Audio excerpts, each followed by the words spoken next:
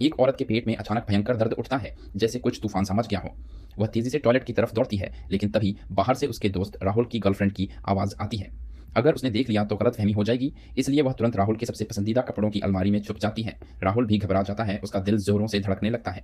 इससे पहले कि वह कुछ समझ पाए, उसकी गर्लफ्रेंड खुद दरवाज़ा खोलकर अंदर आ जाती है और कल के झगड़े के लिए माफ़ी भी माँगती है।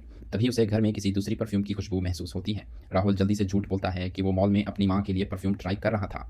गर्लफ्रेंड को शक नहीं होता। जैसे ही गर्लफ्रेंड टॉयलेट जाती है, राहुल फौरन अलमारी की तरफ दौड़ता है और पूछता है कि वह ठीक है या नहीं। वह लड़की टॉयलेट जाने के लिए बेचैन होती है और राहुल से कहती है कि किसी तरह गर्लफ्रेंड को बाहर ले जाओ।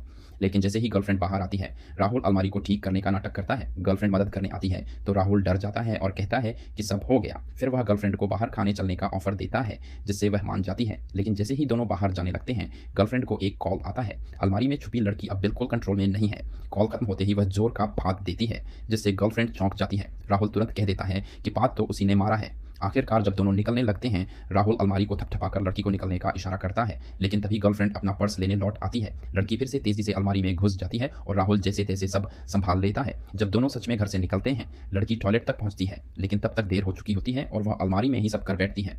बाद में जब राहुल लौटता है और उसे धन्यवाद कहना चाहता है, अलमारी से बदबू उठती है। शायद वह लड़की अब कभी राहुल के घर नहीं आएगी।